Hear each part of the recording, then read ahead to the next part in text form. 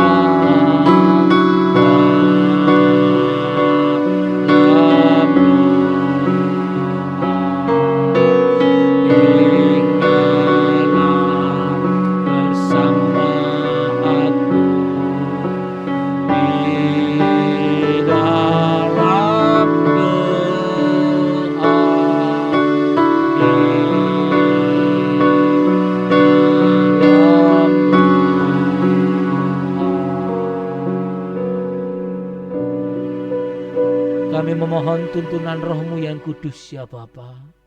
Sebentar kami mau membaca dan merenungkan akan kebenaran firman-Mu. Tolong kami tuntun dengan Roh-Mu yang kudus. Di dalam Putra-Mu yang tunggal Tuhan kami Yesus Kristus kami berdoa. Amin. Bapak Ibu dan Saudara kasih Tuhan, bacaan kita pada malam hari ini di dalam ibadah Sabtu Sunyi kita ambil dari Injil Matius 27 ayat 57 sampai dengan yang ke-66. Injil Matius 27 ayat 57 sampai dengan yang ke-66. Demikianlah sabda Tuhan bagi kita semuanya.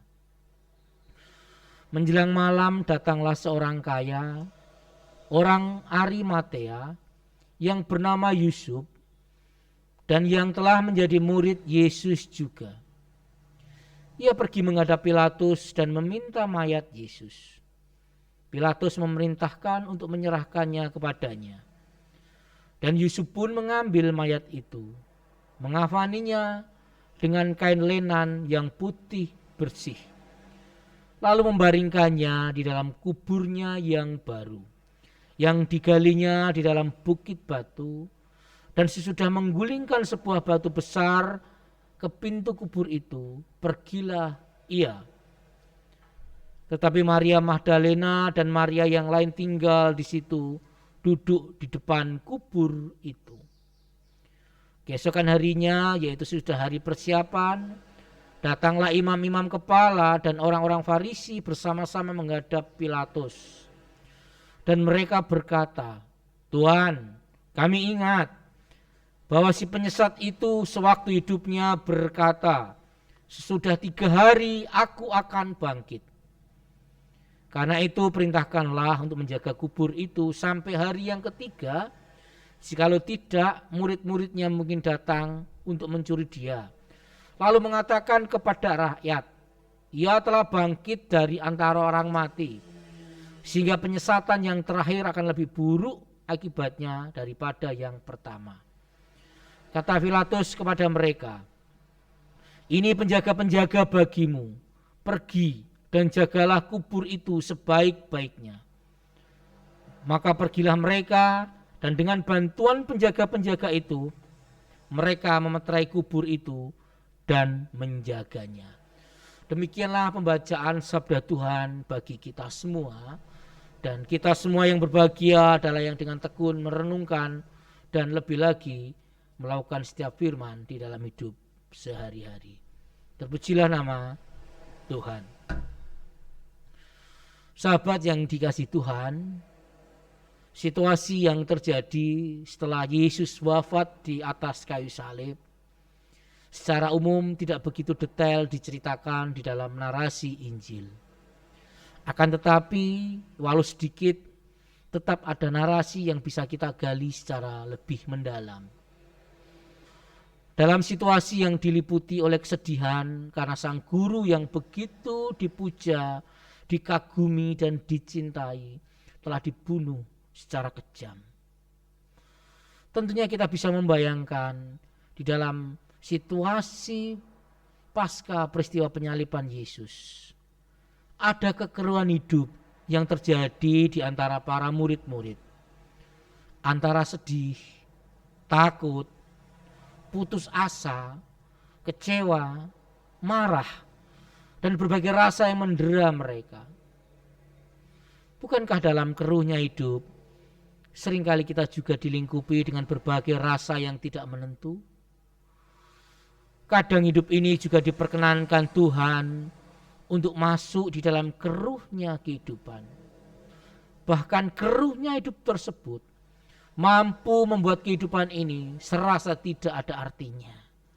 Serasa hampa dan keluh. Disitulah akan ada seruan atau bahkan gugatan. Kenapa Tuhan? Dalam persiaran hidup orang percaya, peristiwa keruhnya kehidupan bisa menjadi jalan untuk memahami karya Allah yang memang seringkali tidak seperti yang kita harapkan. Karunia hidup justru mengajak kita untuk benar-benar masuk dalam kesunyian hidup. Perlu diam sejenak dan mencoba untuk merefleksikan kembali perjalanan hidup yang sudah dijalani.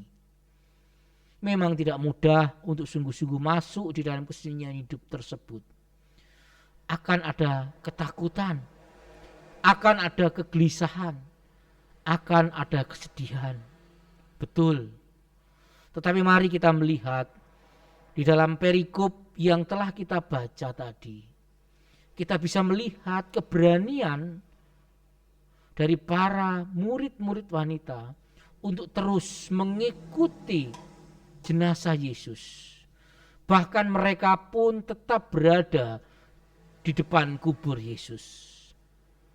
Keberanian itu muncul karena mereka amat sangat mencintai gurunya.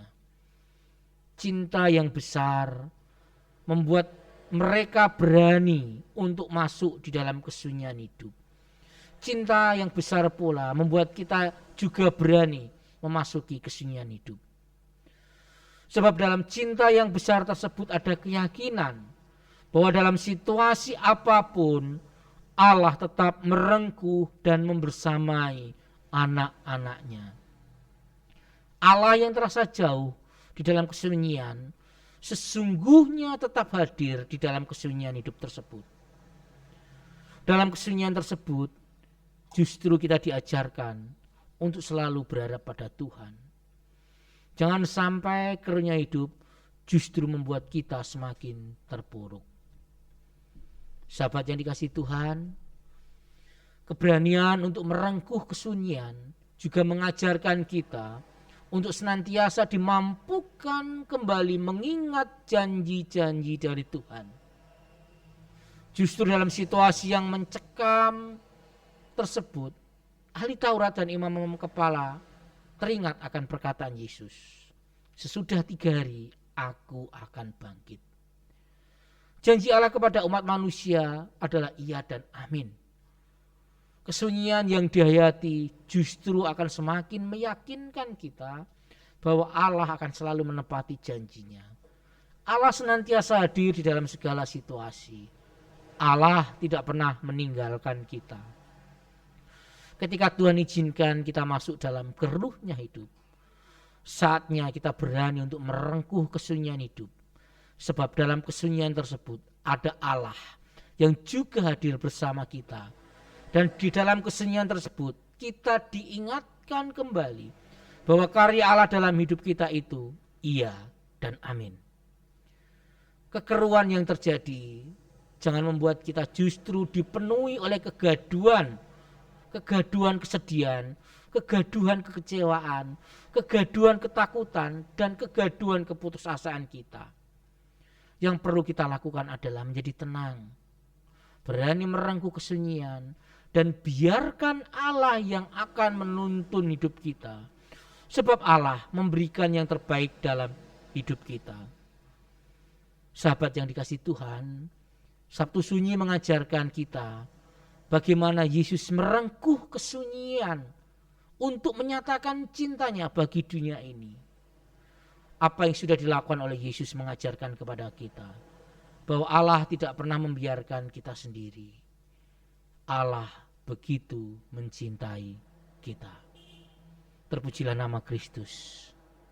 Amin. Bapak, Ibu, dan saudara kasih Tuhan, mari kita bersama meyakini di tengah kehidupan ini kita tidak perlu cemas. Ada Allah yang senantiasa menyertai kita. Kita akan memuji, janganlah cemas.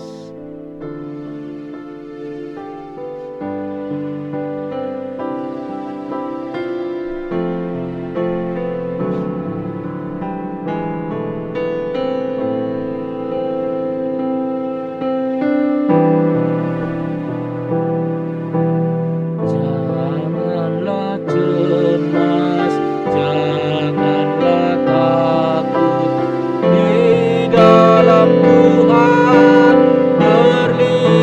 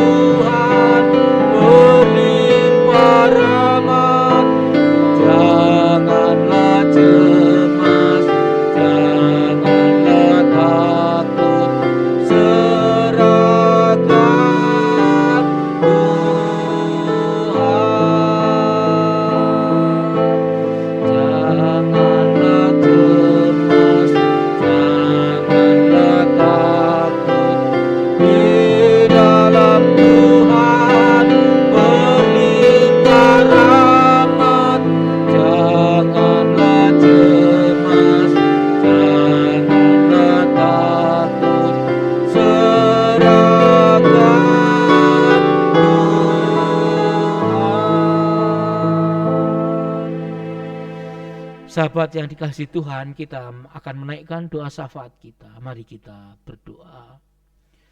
Yalah Bapa, Putra dan Roh Kudus, kami datang di dalam kelemahan kami sebagai manusia. Kami datang untuk memohon belas kasihan-Mu. Kami datang untuk memohon lawatan-Mu. Kami berdoa ya Tuhan, untuk pertolongan bagi saudara-saudara kami yang saat ini sedang di dalam kondisi sakit, yang lemah tubuhnya, atau di dalam kondisi bergumul dengan setiap persoalan hidupnya. Kami berdoa Tuhan, kiranya Tuhan senantiasa hadir di dalam pergumulan hidup mereka, di dalam situasi apapun yang saat ini sedang mereka rasakan. Kami percaya Tuhan senantiasa hadir di dalam kehidupan mereka. Kami juga berdoa dan memohon penyertaan dan tuntunan-Mu bagi gereja kami ini Tuhan. Kiranya Tuhan senantiasa hadir menyertai, membersamai setiap pelayanan yang kami kerjakan. Kami berdoa untuk setiap pengurus jemaat dan juga gembala di tempat ini, kiranya Tuhan memberkati, sehingga kami juga boleh senantiasa bekerja dengan baik, melayani Engkau dengan baik. Tuhan, Kau tidak akan pernah membiarkan langkah kami, tetapi Engkau akan senantiasa hadir di dalam setiap langkah kami, menuntun langkah kami, dan biarlah langkah yang kami lakukan ini kami kerjakan untuk hormat dan kemuliaan nama-Mu. Kami juga memohon belas kasihan untuk negara kami Indonesia ini ya Tuhan. Di tengah pandemi ini Tuhan, tak henti-hentinya kami memohon, belas kasihanilah kami ya Tuhan. Kasihanilah kami, berbelas kasihanlah kepada kami. Bolehlah pandemi ini cepat berlalu Tuhan dari atas muka bumi ini. Terlebih negara kami ya Tuhan, Tuhan limpahi dengan kerukunan, keharmonisan, dan kehidupan toleransi yang baik. Ada banyak tangan jahat yang mencoba mengganggu. Ampuni mereka Tuhan, sadarkan mereka Tuhan, sentuh mereka Tuhan, sehingga mereka menyadari bahwa keberbedaan yang ada adalah berkat dari Tuhan yang patut disyukuri dan seharusnya dirayakan. Kiranya negara kesatuan Republik Indonesia ini tetap aman dan damai. Dan biarlah kami sebagai duta-duta perdamaian, kami sebagai anak-anak Allah boleh senantiasa boleh menjadi pewarta-pewarta cinta kasih, pewarta-pewarta perdamaian di dalam setiap langkah kehidupan kami semuanya. Kami serahkan doa ini aja dalam kuasa-Mu di dalam Tuhan kami Yesus Kristus, yang juga telah mengajarkan kami berdoa. Bapa kami yang ada di surga, dikuduskanlah nama-Mu, datanglah kerajaan-Mu, jadilah kehendak-Mu di bumi seperti di surga. Berikanlah kami pada hari ini makanan kami yang secukupnya, dan ampunilah kami akan kesalahan kami, seperti kami juga mengampuni orang yang bersalah kepada kami. Dan jangan membawa kami ke dalam pencobaan, tetapi lepaskanlah kami daripada yang jahat. Karena Engkau yang punya kerajaan dan kuasa dan kemuliaan sampai selama-lamanya. Amin. Sahabat yang dikasihi Tuhan, mari kita akan mengakhiri pada Sabtu Sunyi kita. Kita memohon supaya di dalam kehidupan kita senantiasa memuji nama-Nya. Pujilah Tuhan.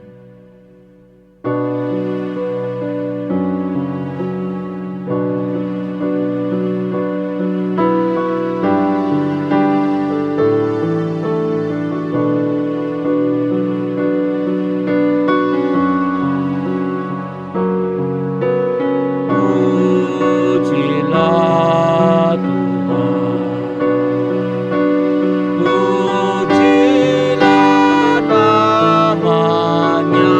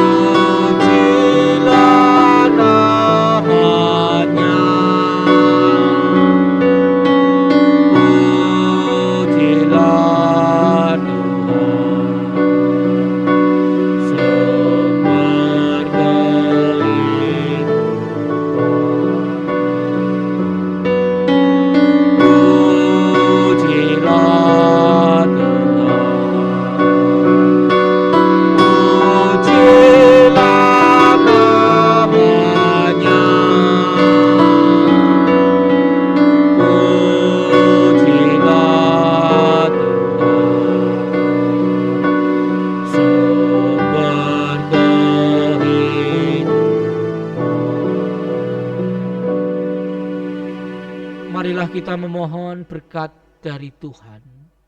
Kiranya Tuhan, Sang Sumber Cinta Kasih, memampukan kita untuk terus menapaki hari-hari kehidupan dan menganugerahkan kepada kita semua hati yang penuh kasih, agar menjadi berkat bagi semua orang dimanapun kita berada. Terpujilah nama Allah Bapa, Putra, dan Roh Kudus, kekal sampai selama-lamanya. Amin.